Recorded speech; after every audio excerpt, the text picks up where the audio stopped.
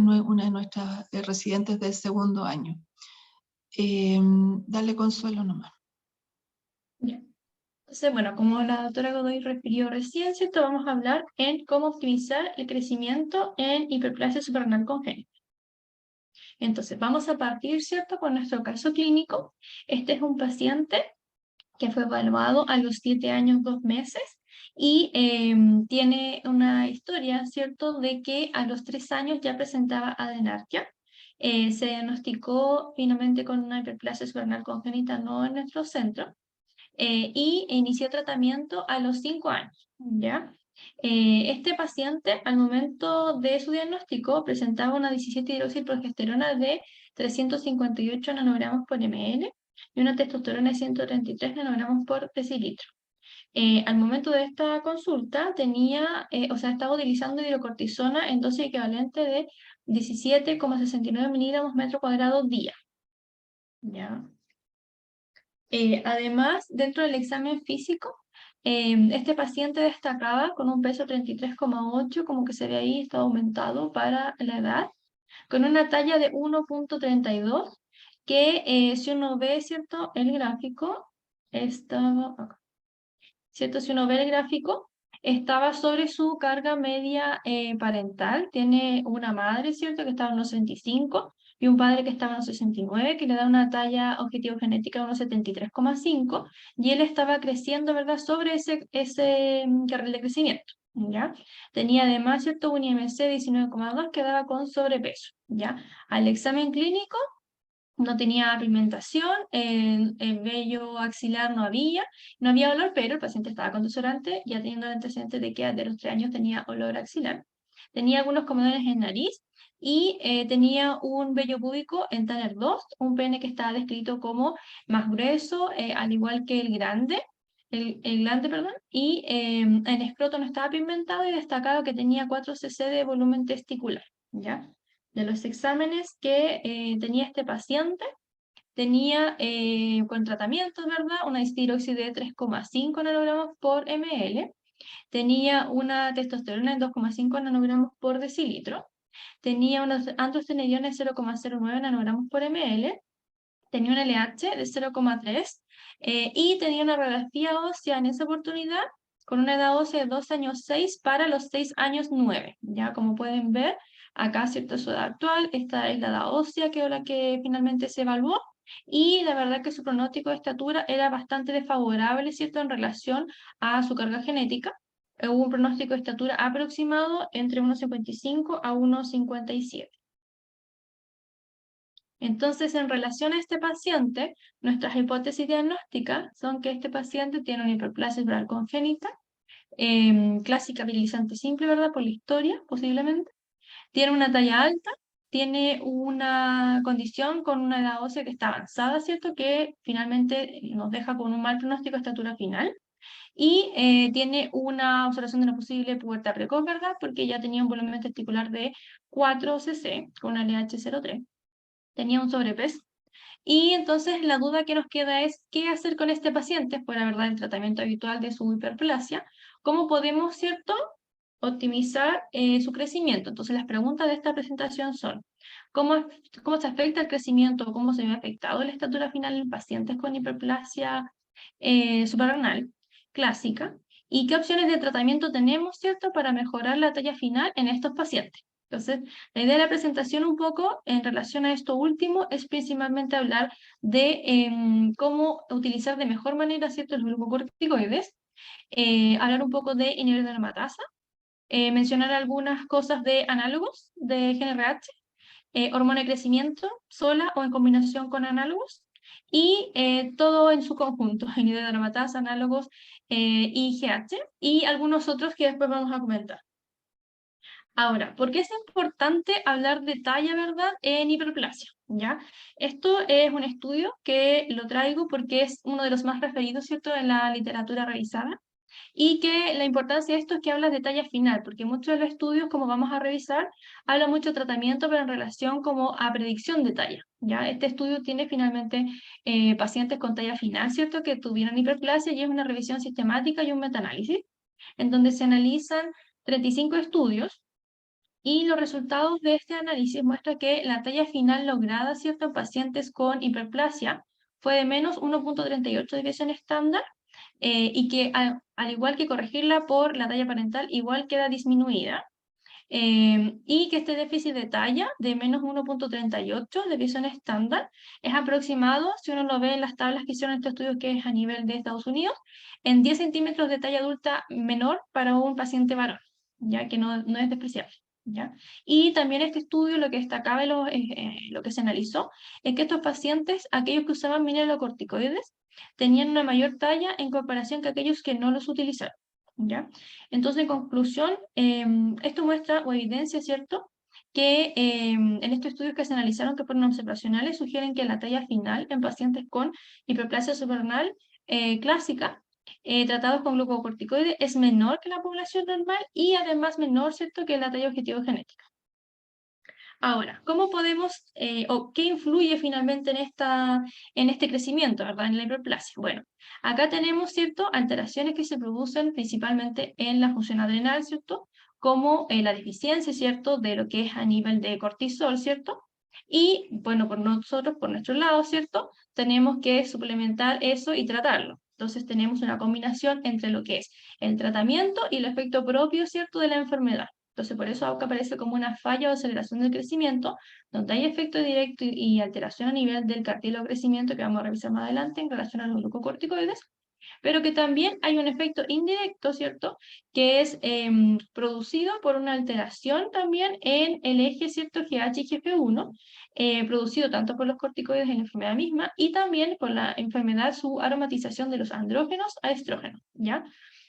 Cuando hacemos referencia a falla en crecimiento, hace la referencia a que también, ¿cierto?, si notamos el paciente por una disminución en el aporte, ¿cierto?, de reemplazo a nivel de cortisol, también tenemos un punto deleterio en cuanto a su crecimiento. Entonces, por eso, ¿cierto?, que en este cuadro aparecen las características del crecimiento, como por ejemplo hay falla medro, que lo mecánico está regulado en relación, ¿cierto?, al déficit de cortisol y aldosterona, que la edad avanzada, ¿cierto?, es importante, secundario, ¿cierto?, al exceso de andrógenos, y cómo se puede enlentecer el crecimiento en relación, ¿cierto?, al tratamiento mismo de los corticoides, ¿ya? Y cómo se altera, ¿cierto?, la talla final. Entonces sabemos, ¿cierto?, cuál es la relación entre nuestro tratamiento, que son específicamente los glucocorticoides, y el crecimiento. Tenemos acá, ¿cierto?, nuestro cartílago de crecimiento, donde tenemos nuestras tres zonas, ¿cierto?, la zona de reposo, zona de proliferación y la zona hipertrófica, en donde vemos que en cada una de estas existe una alteración que se produce a través de los glucocorticoides. Entonces, en una primera instancia, ¿cierto?, en esta zona de reposo, tenemos alteración de la proliferación, que está dada principalmente por una alteración en la zona efectora dado por GH y GF1, ¿cierto?, que alteran esta zona. Después tenemos otra alteración que se puede producir a nivel de la zona de proliferación y la zona hipertrófica, que está dado principalmente por una desregulación en lo que es la apoptosis, y además tenemos alteraciones en lo que es maduración en la zona hipertrófica. Y por otro lado también tenemos alteración, ¿cierto?, en la formación vascular por la disminución del VEGF, que lo que hace es alteración, ¿cierto?, del flujo vascular y con consecuencia, ¿cierto?, alteración de su crecimiento. Entonces, ¿cómo podemos ver, ¿cierto?, en relación a lo que ya vimos en relación a los glucocorticoides, a los excesos de los andrógenos, en el patrón de crecimiento, ¿cierto?, de la vida de un niño en un paciente que tiene hiperplasia? Entonces, está estudiado, ¿cierto?, que existe durante el primer año de vida hay una disminución en la relación a velocidad de crecimiento. Acá esto va en relación también a la dosis de glucocorticoide, que se recomienda que sea entre 9 y 15, que no supere más de eso en este periodo. También se describe que durante los 3 a 6 meses no existe un adelanto de la edad ósea ni de crecimiento importante que vamos a ver después, y esto está dado principalmente porque en esta edad existe una insensibilidad relativa a los andrógenos. Por eso es que en general a esta edad no vemos adelanto de la edad ósea, ¿ya? Por otro lado, vemos que sí, ya en la niñez, ¿verdad?, sí hay un aumento de la velocidad de crecimiento porque hay sensibilidad androgénica y un avance de la edad ósea. Algunos estudios se correlacionan, ¿cierto?, con la posible talla adulta en aquellos pacientes que iniciaron tratamiento precoz, ¿cierto? A los 2 años tendría una mayor relación con la talla final. Que los lactantes, ¿cierto?, hay que disminuir la dosis si uno ve una menor velocidad de crecimiento. Y en cuanto en el periodo de niñez, hay que hacer un ajuste bien estricto para poder tener una buena velocidad de crecimiento y no tener un adelanto, ¿cierto?, en la edad ósea. Y además, en pubertad, lo que tenemos, ¿cierto?, en hiperplasia es que existe un menor estirón puberal, ¿ya? Esto es principalmente en pubertad, vemos que es un desafío tanto para la adherencia como el tratamiento, como también que si uno ve hay que ir subiendo un poco las dosis, y esto está dado principalmente porque existe un clearance de cortisol alterado fisiológico en esta edad, y también porque existe una alteración del complejo ternario, ¿cierto?, que altera el crecimiento por sí mismo. Entonces, lo que se recomienda en varios autores es que que está marcado con rojo, ¿verdad?, que es durante el primer año de vida y la pubertad, son estas fases vulnerables que uno habla de crecimiento rápido, donde debe ser sumamente importante evitar el sobretratamiento. Y recomiendan en general que en pubertad, en estirón, y vamos a ver algunos artículos relacionados con eso, no se supere los 17 miligramos metro cuadrado día, porque más de eso sería deleterio, ¿ya? Algunas guías modernas hablan de no más de 15, pero la literatura que voy a presentar y la que es revisada en varios artículos actualizados, el último del 2022, hace referencia a este valor, ¿ya? ¿Y esto para qué? Obviamente para no tener una talla final disminuida, que es la talla ya adulta, ¿ya? El primer artículo que quiero mostrarles un poco es en relación a las características de crecimiento en pacientes con hiperplasia renal, hiperplasia renal congénita debido a deficiencia de 21 hidroxilar. Y esto hace una referencia importante en donde estos pacientes se hizo un estudio multicéntrico y se analizaron 41 pacientes, y lo que buscaba este estudio era evaluar el impacto, ¿cierto?, en el crecimiento durante la adrenarquia en la talla final de los pacientes que tenían hiperplasia, que estaban adecuadamente tratados, ¿ya? Entonces, cuando uno ve, ¿cierto?, el promedio de talla en este grupo, que tenemos los cuadros blancos que son antes de la adrenarquia, el plomo más claro, lo que es adrenarquia, y el plomo más oscuro, que lo que es la pubertad, podemos ver que a lo largo de esto tenemos un pronóstico de talla, en algunos casos, en la que está acá abajo, ¿cierto?, una estimación de talla inicial que tanto en niños como en niñas difiere, ¿ya? En el sentido de que uno tenía una menor proyección de talla, pero que finalmente cuando se alcanza la pubertad, esta talla no es tan perjudicial, ¿ya? Entonces, este estudio lo que mostró en que pacientes que tenían con o sin avance significativo de la edad ósea en adrenarquia mostraron una altura final similar, pronosticada, cuando se revelaron durante los años de la pubertad. O sea, que en el periodo que yo lo vi que tenían adrenarquia, tenían una peor proyección, pero finalmente cuando llegaban a la pubertad no tenían tan mala proyección, ¿ya? O sea que la edad ósea por sí sola no debe utilizarse durante la adrenarquia como marcador clínico para el control metabólico en el tratamiento de hiperplasia. ¿Qué quiere decir esto? Que cuando nos llega un paciente, por ejemplo, como el nuestro, que uno ve esta edad ósea tan avanzada a veces en la adrenarquia, uno pudiese pronosticar una peor talla de la que quizás pudiese alcanzar, ¿ya? O sea que algo se puede hacer, por así decirlo, ¿ya? En cuanto a tratamiento, como ya les mencionaba, existe, ¿cierto?, esta dicotomía, lo que es por un lado, ¿cierto?, recuperar el déficit de aldosterona y cortisol, y por el otro lado, ¿cierto?, disminuir los excesos de andrógeno que nos llevan, ¿cierto?, a virilización, a aumentar la velocidad de crecimiento inicial con la dosis avanzada y finalmente con una fusión o cierre epifisiario. El desafío en esto está, como lo muestra en el gráfico, es que si ustedes ven lo que está de esta línea que es azul, es cómo es la liberación normal de cortisol, ¿cierto?, fisiológica, que tiene un pic, ¿cierto?, antes del despertar, y tiene un nadir su punto más bajo alrededor de las 12 de la noche, y que la verdad es que es difícil tratar de replicar en lo que se hace actualmente. Por lo tanto, existen estos nuevos fármacos, ¿cierto?, que existen de liberación prolongada, o se están tratando de diseñar nuevos fármacos para tratar de seguir este mismo sistema. En cuanto entonces, ¿qué vamos a revisar ahora? Vamos a revisar cómo optimizar o qué ajuste hacer en tratamiento de corticoides, ¿ya? Entonces, en cuanto a pubertad de corticoides, puse este artículo que es de Walter Bonfic, que está muy referido en varios artículos, de hecho hace referencia, ¿cierto? El mismo autor, de hecho, en una primera instancia en 2007 y después republica en 2009, hace referencia a principalmente crecimiento en pubertad. Y en el primer artículo tenemos cierta en relación a la prednisona, y acá establece que durante la pubertad, el crecimiento en esta etapa, está disminuido en pacientes con hiperplasia, y que la prednisona resulta una menor talla final. Por lo tanto, debiese tratar de evitarse y debiese ajustarse para el tratamiento, ojalá para lograr una mejor velocidad de crecimiento. Y a su vez, después, ¿cierto?, una publicación del 2009 establece que el crecimiento puberal en pacientes tratados con hidrocortisona está reducido en ambos sexos, resultando en talla límite inferior del potencial genético, y esta es la recomendación, ¿cierto?, que les había referido antes, que el efecto deleterio en el crecimiento puberal puede ser reducido si la hidrocortisona no excede los 17 miligramos metro cuadrado día.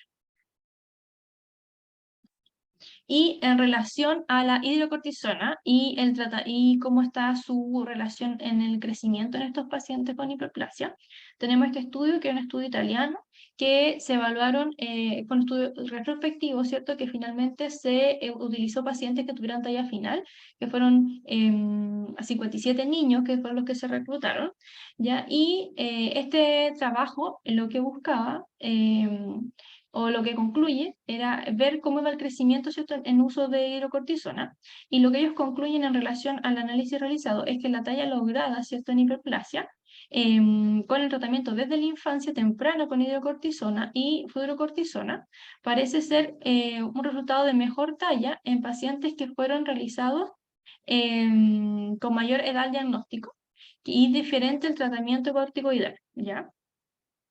¿Y qué factores contribuyen a mejorar la talla baja? Son las dosis bajas de hidrocortisona, el uso de terapia con mineralocorticoides, que se escribe que es ahorrador de los glucocorticoides, no suprimir el eje, que esto fue medido en relación a la medición de ACTH, y ajustar la terapia en base, ¿cierto?, a hormonas maternas genéricas. Cara. ¿Alguien tiene el micrófono abierto? Ya, entonces, ¿qué establece este estudio? ¿Cierto? Que durante la pubertad, ¿cierto?, administrar la menor dosis posible de hidrocortisona para optimizar el estirón puberal y la talla final. Ya, ahora vamos a analizar un poco el segundo punto, que es los inhibidores de la aromatasa. Considerando, ¿cierto?, que los inhibidores de la aromatasa en general, hay estudios variados en otras etiologías, pero específicamente en hiperplasia hay pocos estudios, más que nada son reportes de algunos casos, y le traigo a colación uno de esos casos, ¿ya? Este es un paciente que se deriva a este centro, ¿cierto?, de atención terciaria. Se derivó inicialmente a los 5 años, pero finalmente cuando se decide iniciar tratamiento fue a los 6 años, 3 meses, que tenía un TANER a nivel genital de grado 3 con un volumen testicular de 13 cc. Tenía en ese momento una edad ósea de 13 años para los 6 años, 3 meses, y que tenía una estatura predicha de 1,51, que eso equivalía a menos 4,7 de visión estándar, versus la pronosticada, ¿cierto?, por la talla familiar, que era 1,82, ¿ya? Este paciente lo que se inició fue aromacina, que exmetestano, y se inició el tratamiento, ¿verdad?, con 25 miligramos, y después de 2 años y medio de tratamiento, el paciente la tenía 8 años 9, tenía una talla 1,55, que correspondía a más 1,3 de visión estándar, con genitales también en 3, pero volumen testicular en 6, y con una edad ósea que estaba, por así decirlo, no había avanzado en relación a la anterior, y esta predicción de estatura inicial, que era menos 4,6 de visión estándar, cambia a menos 1,5 de visión estándar. Posteriormente, este paciente se decide iniciar, ¿cierto?, análogos, ¿ya?, con este volumen testicular, y en ese momento se suspende la aromacina, pero ellos tuvieron que retomarlo porque al suspender la aromacina rápidamente hubo un avance de la edad ósea. Por lo tanto, finalmente el paciente estuvo utilizando aromacina más tratamiento con análogos, ¿ya? Y a los 12 años, 6 meses, se suspende los análogos, y ella tenía una talla estimada en más una desviación estándar. Finalmente, a los 15 años, 9 meses, tiene una talla de 1,77 con edad ósea que es similar a la edad cronológica, y con el estudio de densitometría que muestra que no habían alteraciones, ¿cierto?, a nivel óseo.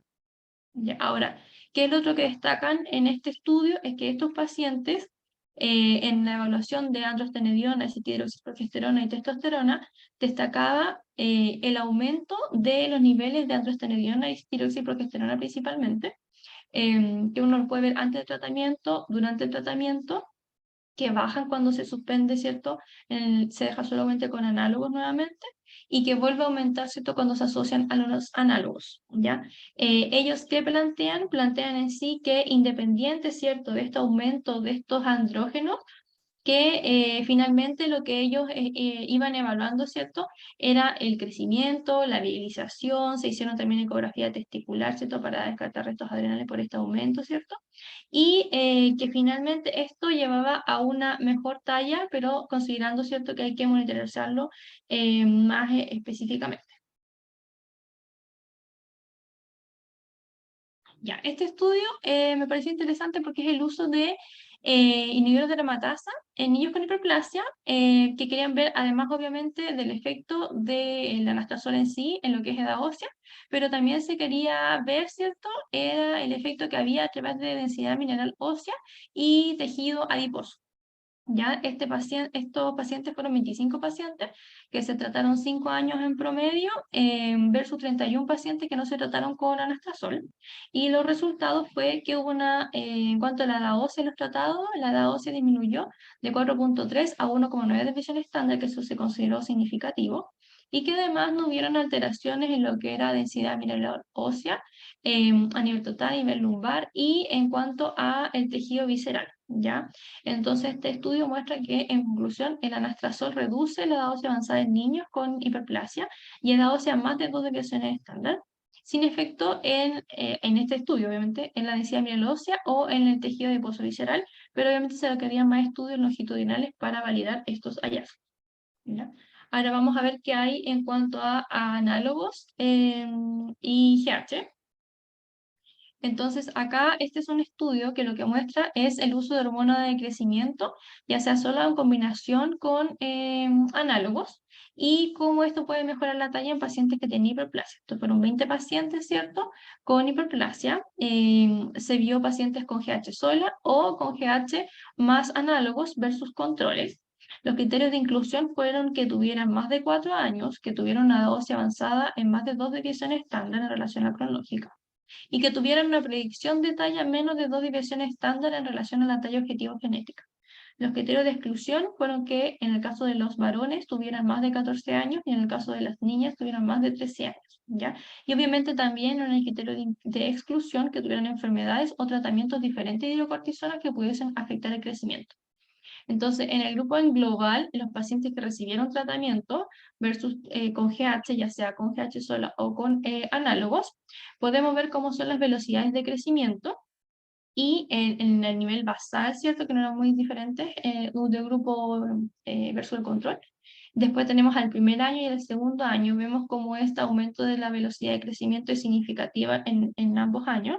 También vemos cómo está la talla adulta predicha, ¿cierto?, que era no muy diferente en el basal, pero sí obviamente mejora bastante en el primer y segundo año, que es una diferencia significativa. Y el déficit de talla, ¿verdad?, que inicialmente podía ser, ¿cierto?, en el grupo de tratamiento que partió menos de 12 centímetros y que finalmente cuando termina el año 2 termina siendo menos de 2 centímetros. Eso también significativamente con significancia estadística en los grupos, ¿ya? ¿Y qué se ve en estos pacientes, cierto? GH uno puede ver la talla predicha en desviación estándar, cómo va mejorando al menos de 2,5 a menos de 0,6 en el grupo de GH, y cómo permanece casi sin cambios, no hay mejoría, ¿cierto?, en el grupo control. Y por otro lado tenemos aquellos que usan GH y análogos, que también como se ve una mejoría, ¿cierto?, de menos 1,4 a menos 0,3 en cuanto a la talla predicha, versus los controles que no hay cambio, ¿ya? Entonces, el uso ya sea ya sea GH sola o en combinación con análogo, en estos pacientes, ¿cierto?, mejora la velocidad de crecimiento, la predicción de talla y reduce el déficit de talla final.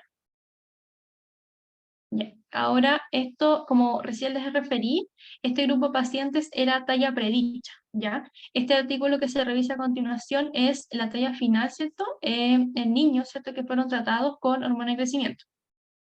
Y el objetivo de este trabajo, ¿cierto?, era determinar si la hormona de crecimiento sola o en combinación con un análogo mejoraba la talla final.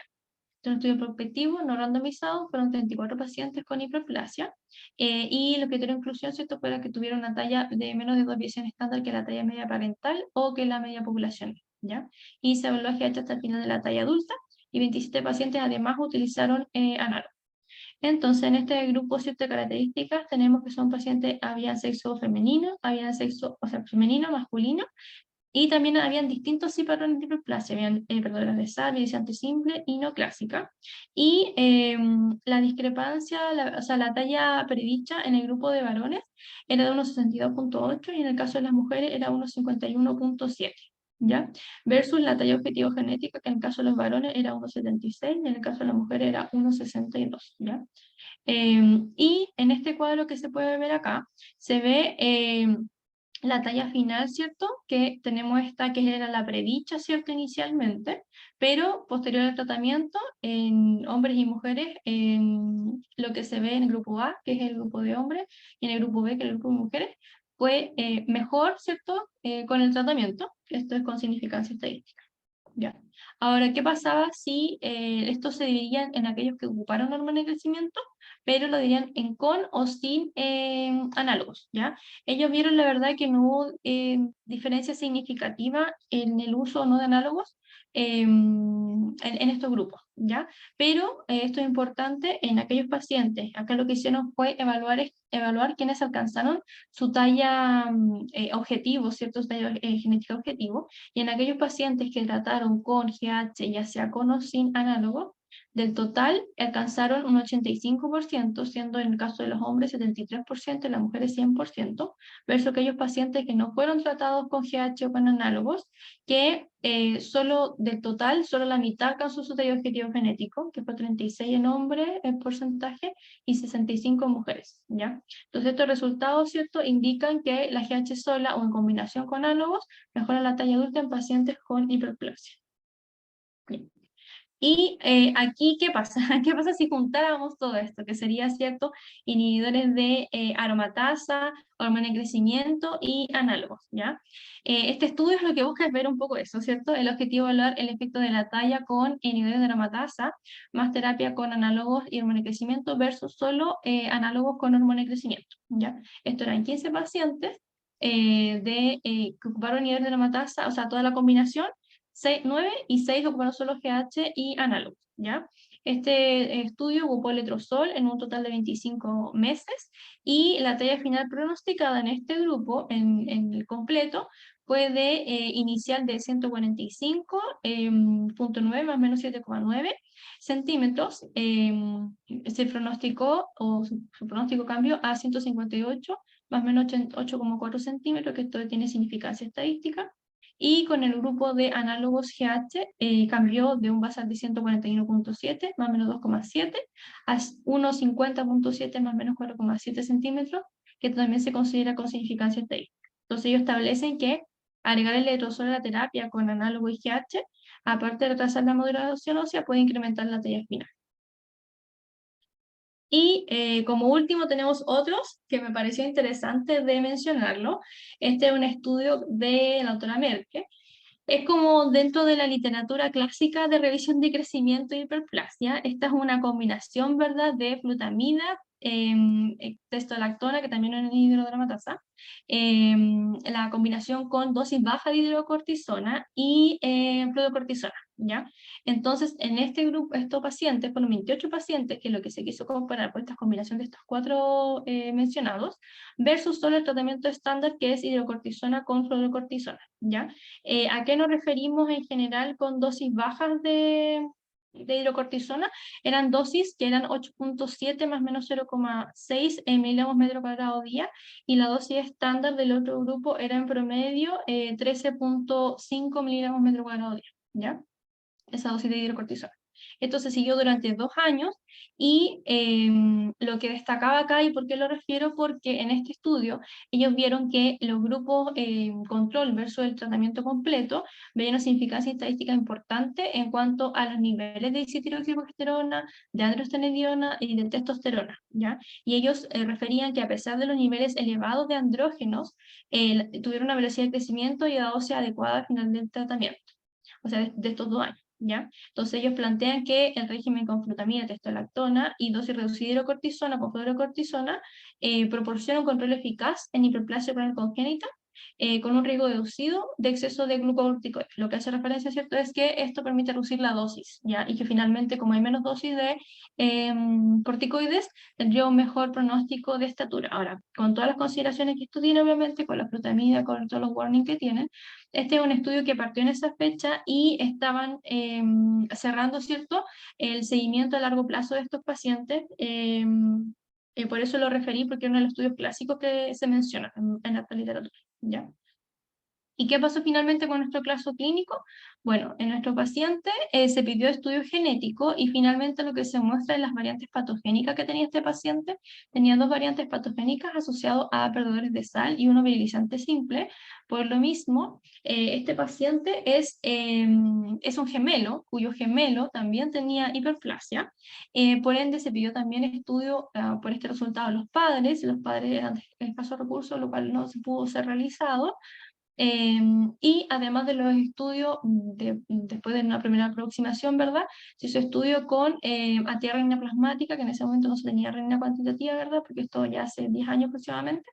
Se vio que está en rango y en relación a la dosis en ese momento que estaba ocupando cuando llegó, después se había subido hasta 20 miligramos metro cuadrado día, por lo que se decide finalmente bajar la dosis a 13 miligramos metro cuadrado día y agregar Proinef, ¿cierto?, sabiendo que los mineralocorticoides ayudan en la reducción, ¿cierto?, los de glucocorticoides y también, como ya vimos en la literatura, está relacionado con un mejor pronóstico de talla. Entonces vemos que esta es nuestra talla inicial, ¿verdad? Acá tenemos un estado de dosis avanzada. Finalmente en este paciente se comenzó con uso de anastrozol aproximadamente a los 8 años y medio y que completó tratamiento aproximadamente a los 2 años y medio. Y como podemos ver acá, en una primera instancia, un crecimiento inicial acelerado, con después una, por así decirlo, normalización o entra a carriles más adecuados a la carga genética, sabiendo que su talla objetivo familiar aproximada era de 1,73. En el seguimiento, ¿cierto?, a largo plazo este paciente, que el último control que se tuvo fue a los 15 años 9, después por tema económico no pudo seguir control con nosotros, pero lo que se veía ya en ese tiempo, que para esa edad tenía una estatura de 1,65, que era al objetivo genético que era 1,73, pero él tenía un padre que estaba en 1,69. Entonces, dentro del rango, la verdad que fue, o lo que logró alcanzar, era mayor a lo que se esperaba. Él también, ¿cierto?, utilizó análogos y los partieron aproximadamente a los 9 años y medio, pero solamente pudo ocupar no más de un año tratamiento, no más de un año y medio, porque también por temas económicos, ¿ya? Durante el tratamiento se tomó rafiacolumna y densitometría que estaban normales. El paciente no pudo utilizar tampoco hormona de crecimiento por un tema económico. Entonces, podemos decir que ocuparon principalmente estos 2 tratamientos, pero pese a lo que uno pudiese pensar, ¿cierto?, en una primera instancia, que fue lo que se pronosticó y también lo refirió los artículos, la verdad es que la talla no fue tan mala, por así decirlo, en relación a lo que se hizo. Y lo otro sumamente importante también es que este paciente fue un desafío desde el punto de vista del control de los andrógenos, debido a que tenía muy mala adherencia. Y por eso ven que en algún momento incluso se tuvieron que subir los corticoides. Y como en última instancia, porque ya el paciente tenía muy mala adherencia, tenía niveles de andrógenos muy altos, incluso ya suspendiendo anastrozol, niveles muy elevados de deshidroxiprogesterona, en algunos controles incluso hasta 300, se decidió utilizar prednisona, pero en dosis poca nocturna, para tratar de poder lograr un mejor control metabólico de estos pacientes, sabiendo lo que eso implicaba, pero la verdad es que el control metabólico era, o sea, el control de los puntos de vista de control de andrógenos era bastante complejo, con la isotierosis muy elevada, una testosterona muy elevada. Pero pese a todo eso, podemos ver que finalmente la talla que el paciente logra fue mucho mayor de la que estaba pronosticada. Entonces, como conclusión, tenemos que la talla final en pacientes con hiperplasia es menor que la población general y que la talla objetivo genética, que la mejoría de la talla depende, ¿cierto?, del equilibrio entre la dosis de corticoide usado y el exceso de andrógenos propio de la enfermedad, que se puede mejorar el pronóstico de talla utilizando el tratamiento clásico que ya conversamos, ¿cierto?, y este consiste en glucocorticoides, ¿cierto? Usar la menor dosis posible. Hay literatura variada, refieren ocupar entre 8 y 12, otros hasta 15, ¿verdad? Sabiendo que nunca exceder en adolescentes más de 17, porque ya hay varios estudios que muestran un crecimiento deleterio en esta etapa con esa dosis de corticoides. Que la hidrocortisona hasta el día de hoy sigue siendo recomendado su uso en pacientes en crecimiento, que idealmente darla 3 veces al día, ¿cierto? Debe darse 3 veces al día. Y obviamente hay que ir ajustando según la necesidad de crecimiento a lo largo de la vida del niño, lactante, niños, púberes, ¿cierto? Considerando todo el desafío que implica la adolescencia para la adherencia de tratamiento. En este periodo se recomienda no usar corticoides de vida media larga. También está referido, ¿cierto?, dentro del tratamiento clásico que la mineralocorticoide puede utilizar o permiten utilizar menos dosis de glucocorticoide de mejor talla final. En cuanto a los tratamientos ya más específicos en cuanto a crecimiento, podemos ver que existe nivel de dermatasa, ¿cierto?, como opción de tratamiento, que es uno de los tratamientos igual bastante visto en otras patologías, pero no hay guías claras en relación a hiperplasia, pero se utiliza bastante en aquellos pacientes que tienen una dosis avanzada como el pronóstico de talla, ¿verdad? El uso de análogos también ante pubertad precoz o temprana, ya sea solo en combinaciones. El uso de GH solo en combinación con análogos. En general, GnRH solo no encontré ningún estudio referido de eso. Casi siempre son o asociados a inhibidores o asociados a GH, ¿ya? Y esto es porque no habría mejor evolución en este grupo aislado, como solo análogos, ¿ya? La talla proyectada se recomienda en pacientes cuando es menos de la visión estándar de la talla objetivo genética. El uso de GH es una recomendación de expertos. No hay consenso, obviamente, ni guías específicos de manejo de talla en estos pacientes, solo estos estudios descritos, y en realidad todas las guías actualizadas, incluso la 2022, sugieren que debe evaluarse cada caso para poder dar una recomendación. Y esto es muy importante, faltan estudios actuales, ¿cierto?, de seguimiento a largo plazo en relación al paciente con screening neonatal, porque muchos de los estudios presentados son estudios en cuanto al diagnóstico se hizo por clínica de patrones bioquímicos, ya no por screening neonatal, que es lo que está en algunos países actualmente, y habría que ver cómo eso, ¿cierto?, evoluciona en un diagnóstico precoz, un tratamiento adecuado, puede mejorar, ¿cierto?, la talla final per se, y además asociar los últimos tratamientos preferidos. Eso. Muchas gracias, Consuelo, por tu presentación y tu puesta al día. Como comentario final, yo diría que en las pacientes con hiperplasia suprarrenal congénita que uno ve a veces con unas edades